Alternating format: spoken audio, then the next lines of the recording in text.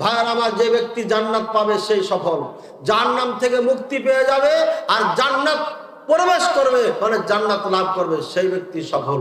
বাকি দুনিয়ার যা কিছু দেখছেন কোনো কিছুরই দাম নেই। যদি আপনার ঈমান ঠিক হয়, আমল ঠিক হয়, তাহলে পারে আপনাকে আল্লাহ তাআলা জান্নাত দান করবেন, তখন এটা সফল হয়ে গেল। ওয়াইন্নামা তুওয়াফাউনা উজুরাকুম ইয়াউমাল কিয়ামাহ, আর নিশ্চয় তোমাদেরকে কিয়ামতের ময়দানে পুরোপুরি আপনাদের যাজা দেওয়া হবে, বেনিফিট দেওয়া হবে।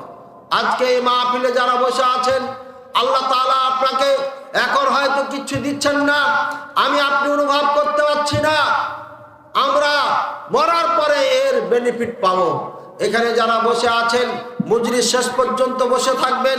আল্লাহ পাক রব্বুল আলামিন ফেরেশতাকে জিজ্ঞাসা করবে, হে আমার ফেরেশতারা, এই জামিয়া সালাফিয়ার ময়দানে এরা কি করছে? বলছে আল্লাহ, এরা জাহান্নাম থেকে মুক্তি চায়। বলছে এরা জাহান্নাম কি পেয়েছে, দেখেছে? বলছে না। যদি দেখতো, বলছে তাহলে তো এরা সব কিছু ত্যাগ করে জাহান্নাম থেকে মুক্তি পাওয়ার জন্য তারা দোয়া করত। আল্লাহ পাক রব্বুল আলামিন দ্বিতীয়বার প্রশ্ন করবে, হে আমার ফেরেশতারা, এরা চায় কি? বলছে আল্লাহ, এরা জান্নাত চায়। তো যারা জান্নাত কি দেখেছে? বলছে না আল্লাহ, যদি দেখতো, লাউ ইয়ারাউনা জান্নাত, যদি এরা জান্নাত দেখতো তো কি করতে? বলছে জান্নাত দেখলে এরা দুনিয়ায় ছেড়ে দিত। তারপরে এরা কি চায়? বলছে আল্লাহ তোমার সন্তুষ্টি চাই। তখন বলো হাল এরাউনিন, এরা কি আমাকে দেখেছে? বলবে না আল্লাহ, আল্লাহ তোমাকে ওরা দেখে নাই। যদি ওরা দেখতো তাহলে কি করতো? তাহলে এরা দুনিয়া সব কিছু ভুলে তোমাকেই স্মরণ করতো। আল্লাহ বলবেন, হে আমার ফেরেশতারা, সাক্ষী থাকো, এই জামিয়া সালাফিয়ার মজলিসে যারা বসেছিল সবাইকে ক্ষমা করে দিলাম, বলেন সুবহানাল্লাহ।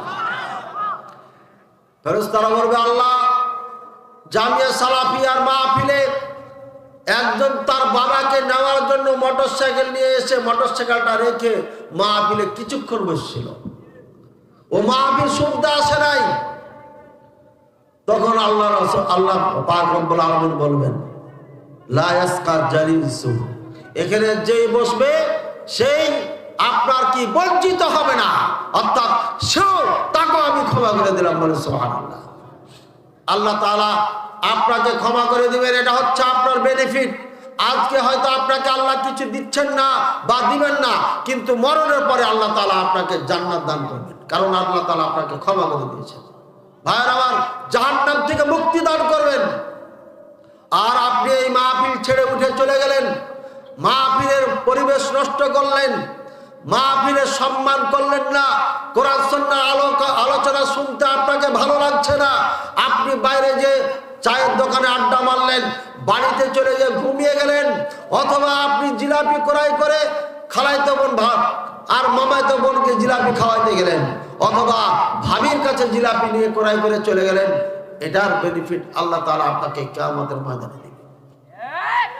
এই জন্য এই মজলিস মারাত্মক মজলিস, এখানে যারা ঢুকে গেছেন বের হওয়ার কোনো সুযোগ নাই, আর যারা বাইরে আছেন তাদের বাইরে থাকার কোনো সুযোগ নাই। বাইরে থাকার মানে হচ্ছে আপনি কোরআন সুন্নাহকে ভালোবাসেন না, ভাই এখান থেকে উঠে চলে যাওয়ার অর্থ হচ্ছে আপনি আল্লাহ পাক রব্বুল আলামিনের কালামকে, কোরআনকে ভালোবাসেন না, যার কারণে আল্লাহ তাআলার এই কালাম আপনাকে ভালো লাগছে না, এই জন্য আপনি উঠে যাচ্ছেন।